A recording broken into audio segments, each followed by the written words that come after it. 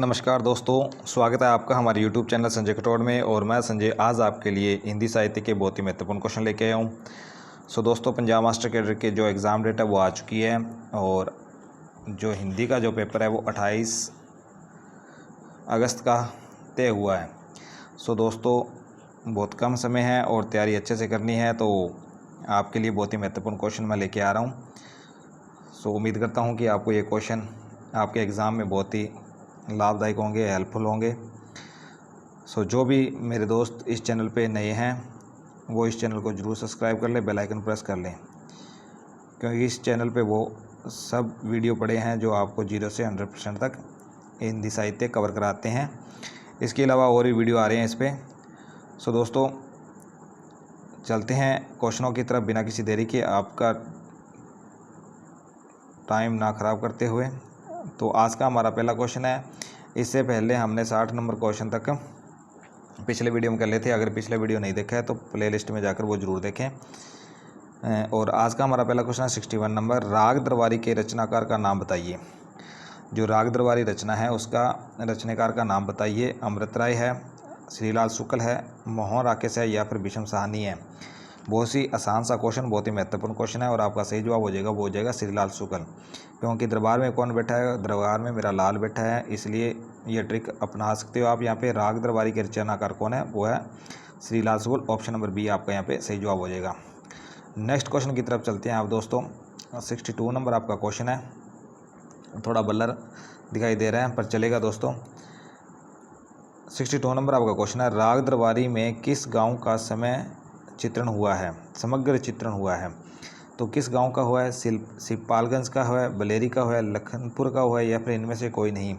तो आपको पता ही है दोस्तों, सिपालगंज का इसमें जो उल्लेख हुआ है राग दरबारी में। ऑप्शन नंबर ए आपका यहाँ पे सही जवाब होता है। नेक्स्ट क्वेश्चन की तरफ बढ़ते हैं दोस्तों। इससे पहले अगर आपने वीडियो को लाइक नहीं ठोका तो लाइक ठोको, अपने दोस्तों के साथ शेयर भी ज़रूर करो। आपके माता पिता के चरणों में मेरा प्रणाम। और आप इतनी अच्छी तैयारी करो कि 100% नंबर लेके अब की बार सरकारी जॉब में अपना सीट पक्की करो। तो 63 नंबर आपका क्वेश्चन है। स्वतंत्रोत्तर भारत के ग्रामीण जीवन की मूल्यहीनता को परत दर परत उखाड़ने की कोशिश इनमें से किस उपन्यास में की गई है? यानी कि स्वतंत्र उत्तर यानी कि पहले बाद में ग्रामीण जीवन की मूल्यहीनता को परत दर परत उखाड़ने की कोशिश इनमें से किस उपन्यास? झूठा सच में, राग दरबारी में, हजूर दरबार में या फिर अलग अलग बैतरणी में? तो किस में गया है 63 में? तो आपका जवाब जाता है वो राग दरबारी में। ऑप्शन नंबर बी राग दरबारी यहाँ पे आपका सही जवाब हो जाएगा। नेक्स्ट क्वेश्चन की तरफ बढ़ते हैं दोस्तों। इधर है कृतिकार और इधर है कृतियाँ। आधा गांव, अलग अलग बैतरणी, पानी के प्राचीर और रतिनाथ की चाची। तो आधा गांव आपको पता ही है किसका हो जाएगा? राही मासूम रजा का। अलग अलग बैतरणी किसकी है? तो वह शिव प्रसाद की। और प्राणी के प्राचीर तो रामदर्श मिशन के। और रतिनाथ की चाची किसकी हो जाएगी? वही नागार्जुन की। तो यहाँ पे आपके 4 क्वेश्चन सही होते हैं दोस्तों। 4 क्वेश्चन आपके करेक्ट हो जाते हैं। तो ध्यान से इन क्वेश्चनों को करना, क्योंकि ये सीधे के सीधे एग्जाम में ऐसे ही पूछे जाते हैं। दोस्तों, नेक्स्ट हमारा क्वेश्चन है 65 नंबर। पंचायत कॉलेज की प्रबंध समिति और कोऑपरेटिव सोसाइटी के सूत्रधार वेद जी किस उपन्यास के पात्र हैं? यानी कि ये पात्र हैं और ये सब कुछ उसके अंदर आता है। पंचायत कॉलेज की प्रबंध समिति और कोऑपरेटिव सोसाइटी के सूत्रधार वेद जी किस उपन्यास के पात्र हैं? आधा गांव, दादा कामरेड, अलग अलग बैतरणी या फिर राग दरबारी? तो 65 का आपका सही जवाब जा रहा है, वो हो जाएगा राग दरबारी की तरफ। याद रखना दोस्तों, बहुत ही महत्वपूर्ण क्वेश्चन है और आपके एग्जाम में सीधा ये पूछा जाता है। नेक्स्ट क्वेश्चन की तरफ बढ़ते हैं। 66 नंबर हमारा क्वेश्चन है। प्रजातंत्र और लोकतंत्र के नाम पर हमारे चारों ओर फलने फूलने वाली राजनीतिक संस्कृति के प्रतिनिधि पात्र वेद जी किस उपन्यासकार की सृष्टि हैं? तो अमृतलाल नागर की, श्रीलाल शुक्ल, राही मासूम रजा और शिव प्रसाद सिंह। यानी कि तो वो किसका लिखा हुआ है? तो 66 में आपका सीधा जवाब है राग दरबारी है, वो श्रीलाल शुक्ल का लिखा हुआ है। तो ऑप्शन नंबर बी आपका यहाँ पे सही जवाब हो जाता है दोस्तों।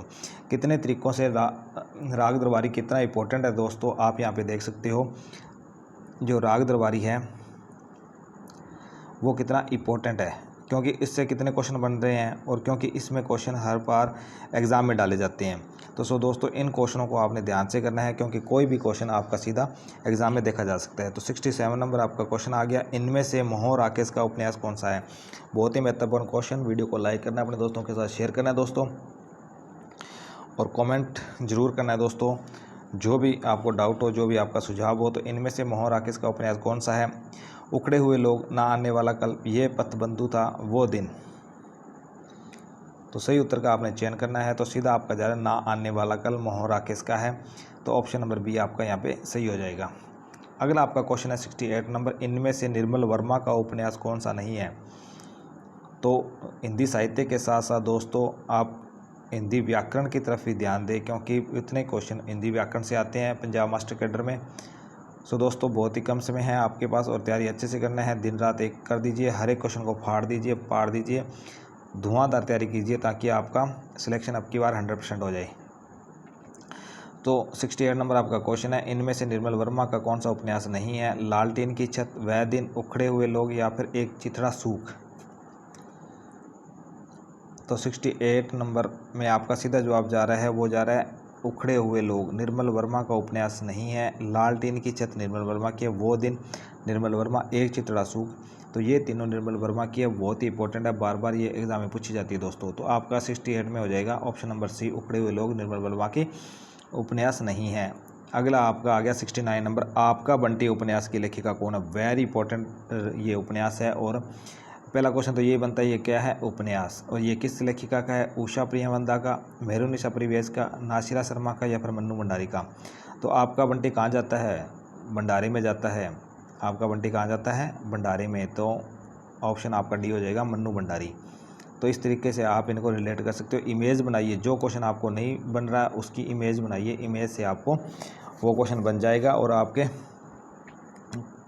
एग्ज़ाम तक आप उसको नहीं भूल पाओगे। महाभोज उपन्यास इनमें से किसका लिखा हुआ है। अब फिर महाभोज आ गया। महाभोज कहाँ होता है, तो सबको पता ही है भंडारे में होता है। तो ऑप्शन नंबर सी आपका यहाँ पे 70 नंबर में सही जवाब हो जाएगा।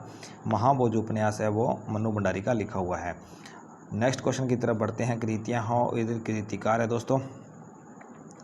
करू करू सुहा, रुकेगी नहीं राधिका, सूरज का सातवां घोड़ा, चंदन चांदनी के खंडहर। तो 71 नंबर आपका क्वेश्चन है। तो करू करू सुहा किसकी हो जाएगी। करू करू सुहा हो जाएगी मोहन श्याम जोशी की, क्योंकि जो जोशी लोग होते हैं यानी कि पंडित लोग होते हैं वो क्या करते हैं, करू करू सुहा। रुकेगी नहीं राधिका, उषा प्रियवदा। उषा प्रियवदा है वो कहती है रुकेगी नहीं अब राधिका। सूरज का सातवां घोड़ा कहाँ जा रहा है, तो वो धर्म की तरफ जा रहा है। सूरज का जो सातवां घोड़ा है वो कहाँ जा रहा है, धर्म की तरफ जाता है। चांदनी के खंडहर गिरधर गोपाल की ये रचना है। तो यहाँ पे ऑप्शन 4 आपके क्वेश्चन सही होते हैं दोस्तों। ध्यान रखना 4 क्वेश्चन यहाँ पे बन रहे हैं और इनमें से अक्सर एग्जाम में पूछे जाते हैं सीधे के सीधे।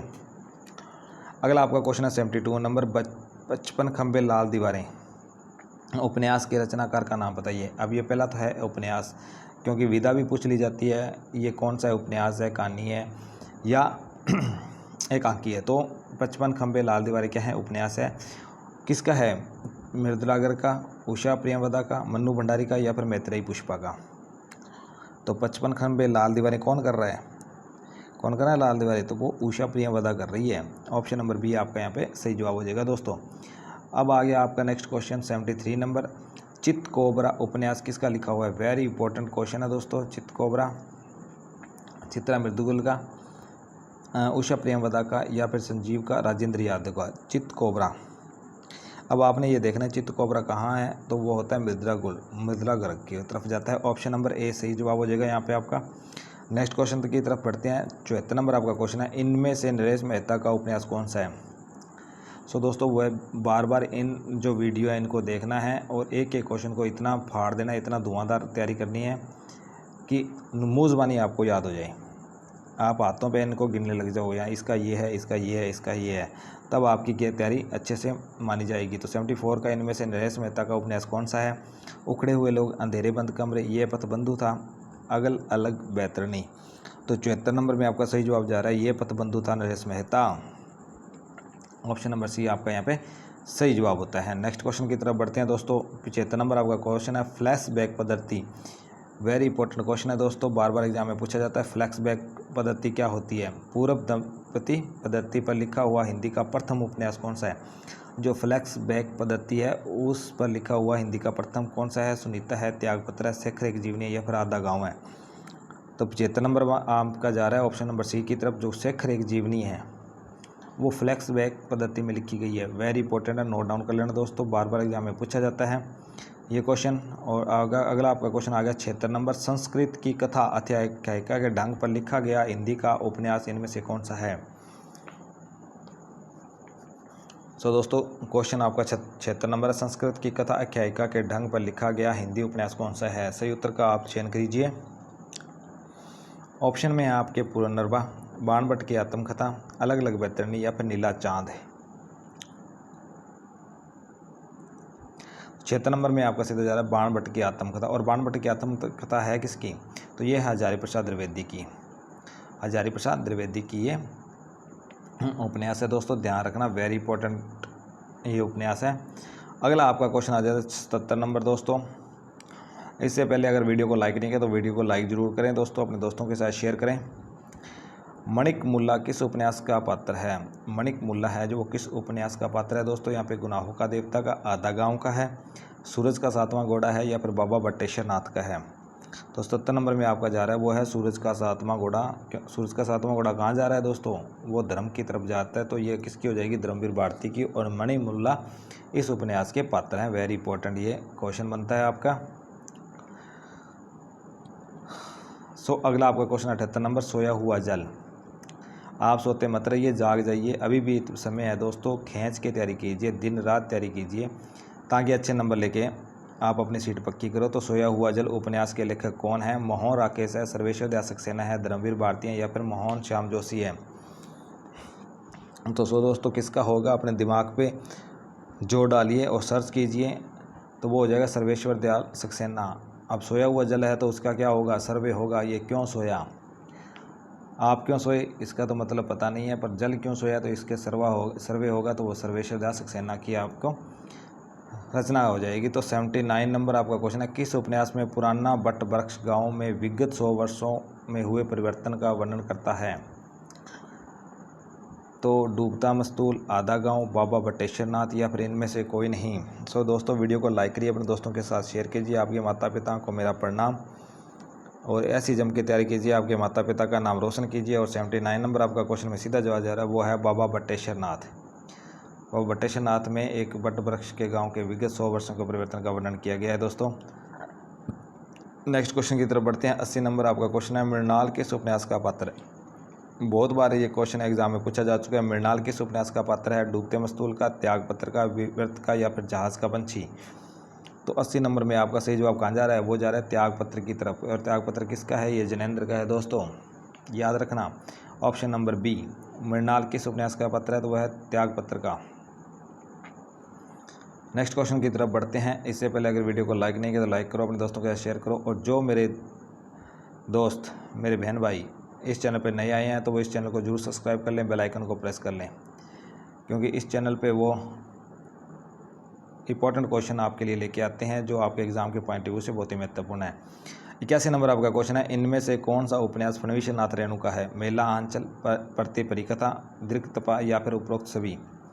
तो फणीश्वर नाथ रेणु वेरी इंपॉर्टेंट आंचलिक उपन्यासकार हैं ये, और इनका सही जवाब हो जाएगा ऑप्शन नंबर डी, उपरोक्त सभी। प्रति परिकथा भी इनकी है, मेला आंचल भी इनका है और दीर्घतपा भी इनका है। फणीश्वर नाथ रेणु के उपन्यास है ये तीनों, बहुत ही महत्वपूर्ण उपन्यास है तीनों, याद करना दोस्तों, क्योंकि इनमें से एक पूछ ही लिया जाता है। इनमें से इंपॉर्टेंट आपको बताते हैं जो वो है मेला आंचल, तो ये ध्यान में रखना दोस्तों। 81 नंबर का आपका सही जवाब हो जाएगा option number D. Next question की तरफ बढ़ते हैं। 82 नंबर है, पूर्णिमा जिले के मोरीगंज के किस उपन्यास के कथानक का केंद्र बनाया गया है दोस्तों? पूर्णिया जिले के मोरीगंज जो गांव है उसको किस उपन्यास का कथानक केंद्र बनाया गया है? तो मेला आंचल का, प्रति परिकथा का, जलूस का या फिर दीर्घतपा का? तो 82 नंबर में आपका सही जवाब जाता है वो है मेला आंचल की तरफ। ध्यान रखना दोस्तों, वेरी इंपॉर्टेंट ये उपन्यास है फणीश्वर नाथ रेणु का, जो बार बार एग्जाम में पूछा जाता है। अगला आपका क्वेश्चन है 83 नंबर, कौन सा उपन्यास यशपाल का है? अब यशपाल का उपन्यास आपने बताना है, और यशपाल के बहुत सारे उपन्यास है जो एग्जामों में पूछे जा गए हैं। दिव्य है, पार्टी कामरेड है, दादा कामरेड है या उपरोक्त सभी है? तो आपको लगता है कि ये उपरोक्त सभी हैं दोस्तों, क्योंकि पार्टी कामरेड भी उनका है दिव्य है और दादा कामरेड भी यशपाल का है। वेरी इंपॉर्टेंट तीनों ही उपन्यास है दोस्तों, बार बार एग्जाम में पूछे जाते हैं। 84 नंबर आपका क्वेश्चन है, निम्नलिखित में से गलत युगम को अलग कीजिए।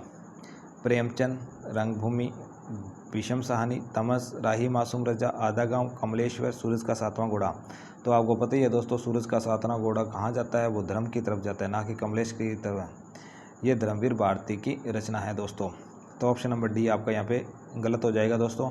इसके अलावा प्रेमचंद रंगभूमि के हैं, भीषम सहानी तमस्या और राही मासूम रजा आधा गाँव है। तो तीनों ही बहुत ही महत्वपूर्ण उपन्यास है और अक्सर एग्जाम में पूछे जाते हैं। अगला आपका क्वेश्चन है 85 नंबर, 1084 की माँ उपन्यास की लेखिका कौन है।